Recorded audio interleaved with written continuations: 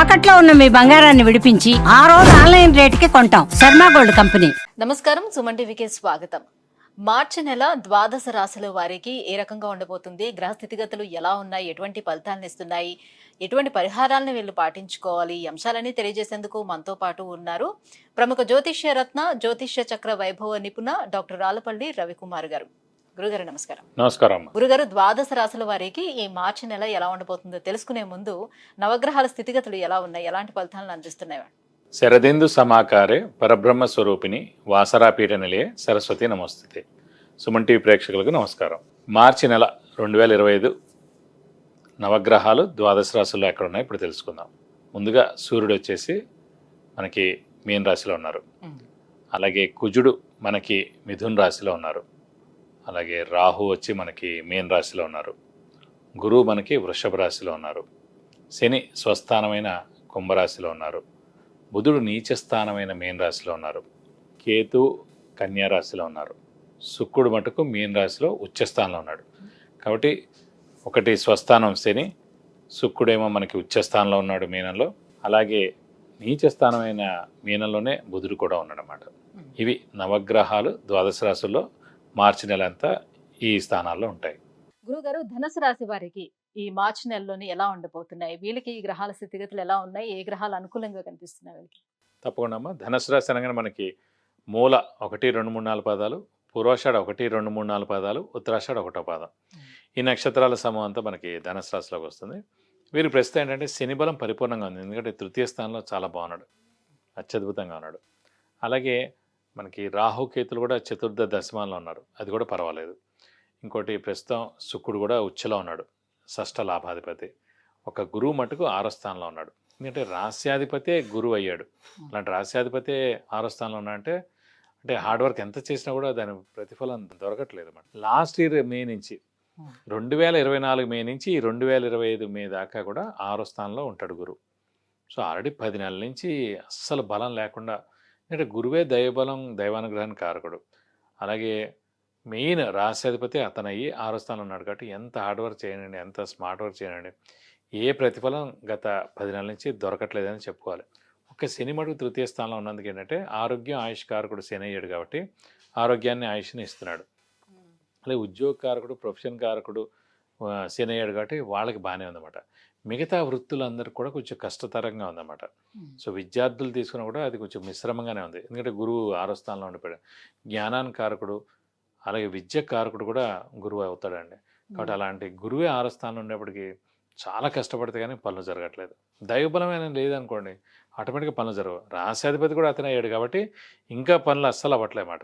So మెయిన్గా delay అయిపోవడం, బద్ధకం పెరిగిపోవడం. ఆల్రెడీ ధనుసు రాశి వారికి ముక్కు సూటితనం ఉండడం, అలానే స్ట్రైట్ ఫార్వర్డ్నెస్ మలాన్ని మనకి మిత్రులు కూడా శత్రువులు అయిపోతుండడం, అనవసరంగా ఏదో ఒక మాట అనడం ద్వారా వాళ్ళు ఫీల్ అవ్వడం, ఇవన్నీ కూడా జరుగుతుంటాయి అన్నమాట. కానీ ముఖ్యంగా వ్యాపారస్తులు మటుకు అస్సలు కొత్త వ్యాపారం స్టార్ట్ చేయకూడదు, ఎక్స్పాన్షన్కి వెళ్ళకూడదు, క్రెడిట్స్ ఇవ్వకూడదు, అలాగే షూరిటీస్ పెట్టకూడదు. 3వ స్థానంలోని శని బాగానే ఉన్నాడు కదా అని వ్యాపారస్తులు ముందడుగు వేసే శని యాక్చువల్గా ఉద్యోగ కారకుడు, వృత్తి కారకుడు, కానీ వ్యాపార కారకుడు కాదండి. వ్యాపార కారకుడు సాధారణంగా చంద్రుడు, బుధుడు, గురువు అండి. సో చంద్రుడు బుధుడు మనం చూడాలంటే ప్రతి 20 రోజులకి మారిపోతాడు కాబట్టి బుధుడు. చంద్రుడు ప్రతిరోజు ఒక నక్షత్రం మారుతాడు కాబట్టి వాళ్ళని చూసి మనం కరెక్ట్గా చెప్పలేం వెంటనే ఈ నెలలో ఇలా జరుగుతుందని. ప్లస్ ఆల్రెడీ ఇక్కడ బుధుడు నీచలో ఉన్నాడు గోచారీత్యా. సో సప్తమ దశమాధిపతి అయ్యాడు. దశమాధిపతి అంటే ఉద్యోగకారకుడు అయ్యాడు. అలాగే వ్యాపార కారకుడు కూడా అయ్యాడు. కాబట్టి ఎలాగో బుధుడు నీచలో ఉన్నాడు కాబట్టి అసలు వ్యాపారస్తులకు అస్సలు వెళ్ళకూడదు కూడా. గురువు ధనకారకుడు అన్నమాట. అంటే చంద్రుడు బుధుడు బాగుంటే వ్యాపారం చేస్తారు, కానీ ఆ వ్యాపారంలో సక్సెస్ అవ్వాలి, డబ్బులు రావాలంటే గురువు అనే గ్రహం కూడా చాలా బాగుండాలి. సో ప్రస్తుతం గురువే బాగాలేడు కాబట్టి చంద్రుడు బుధుడు మామూలుగా ప్రతిరోజు చంద్రుడు మారుతాడు, బుధుడు ప్రతి 20 రోజులకి మారుతాడు. ప్లస్ బుధుడు కూడా అనుకోకుండా నీచ స్థానంలో ఉన్నాడు కాబట్టి వ్యాపారస్తులు అస్సలు వ్యాపారం జోలికి వెళ్ళకూడదని అన్నాను. కానీ మిశ్రమంగా ఉంది కాబట్టి ప్రశాంతంగా కామ్గా ఉండాలి. అప్పుల వాళ్ళ బెడద తప్పదు, కొత్త అప్పులు చేయాల్సి ఉంటుంది. షూరిటీస్ పెట్టకండి, స్పెక్యులేషన్స్ జోలికి వెళ్ళకండి, మధ్యవర్తితో అస్సలు వహించకండి. ఓవరాల్ గా చూసుకుంటే ఆర్థిక పరంగా ఎలా ఉంటుంది వీళ్ళకి? ఆర్థిక పరంగా మటుకు మిశ్రమంగా ఉందని చెప్పాలి. ఎందుకంటే ధనకారకుడే గురువు అయ్యి 6వ స్థానంలో ఉండడం, అలాగే సప్తమ దశమాధిపతి అయిన బుధుడు మనకి నీచ స్థానంలో ఉండడం, ఈ మెయిన్గా ఈ 2 గ్రహాల మూలాన ఏంటంటే ఆర్థికంగా చాలా కష్టంగా ఉంటుంది అన్నమాట. చెప్పాను, ఖచ్చితంగా అప్పులు కూడా చేయాల్సి ఉంటుంది. ఎక్కువ అప్పు కూడా చేయాల్సి ఉంటుంది అనమాట, ఇదంతా షో రన్ చేయడం కోసం. కాబట్టి వీళ్ళందరూ కూడా మే 15 దాకా ఆగాలి. మే 15 వస్తే అప్పుడు గురువు సప్తమ స్థానంలో వస్తాడు, కాబట్టి అప్పటి నుంచి ఈ ధనుసు రాశి వారికి అన్ని విధాలా బాగుంటుంది. సో విద్యార్థులు కూడా ఇప్పుడు ఎగ్జామ్స్ జరుగుతున్నాయి, అట్ ద సేమ్ టైం ఏంటంటే ఎగ్జామ్స్ అయిపోయిన వాళ్ళు కూడా నెక్స్ట్ కొత్త క్లాసెస్ కి వెళ్ళాలి, Yeah. సో కొత్త కాలేజీలకు వెళ్ళాలి అనుకునే వాళ్ళు కొంత కన్ఫ్యూజన్ లో కూడా ఉంటారు, కాబట్టి వాళ్ళకి ఎలా ఉంటుంది? విద్యార్థులకి మిశ్రమంగా ఉందనే చెప్పాలి. ఎందుకంటే ఈ 2 నెలలు మటుకు బుధుడు నీచలో ఉండడం, మెయిన్గా గురువు ప్రస్తుతం బలం లేకుండా ఉండడం అలానే. మే 15 వచ్చిందంటే గురుబలం వస్తుంది, కాబట్టి ఫైనల్గా ఆ టైంకి వీళ్ళకి ఏదో ఒక మంచి ర్యాంకు రావడం ద్వారా ఒక మంచి సీట్ సంపాదించడం, ఒక మంచి యూనివర్సిటీలో సీట్ సంపాదించడం అలాంటివి జరిగేందుకు అవకాశం ఉంది.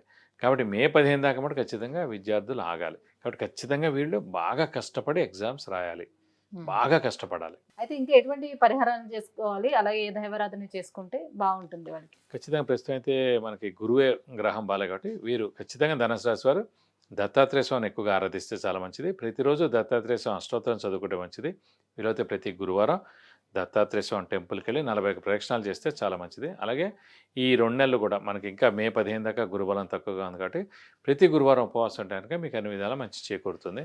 అలాగే ఇంకా కొంచెం గురుబలం కావాలి. ఇప్పుడు ఈ విద్యార్థులకు మెయిన్గా ఇప్పుడు ఎగ్జామ్స్ రాయాలి, కాంపిటేటివ్ ఎగ్జామ్స్ రాయాలి, సెట్స్ రాయాలి, ఇవన్నీ ఉన్నాయి. కాబట్టి ఖచ్చితంగా వీరు మటుకు గురువుకి 16,000 సార్లు జపం చేయించి కేజింపో శనగపప్పు, ఒక ఎల్లో లుంగి, 1000 రూపాయల వరకు గోల్డ్ ఐటమ్ దాని వేస్తే కనుక మీకు అన్ని విధాలా మంచి చేకూరుతుంది.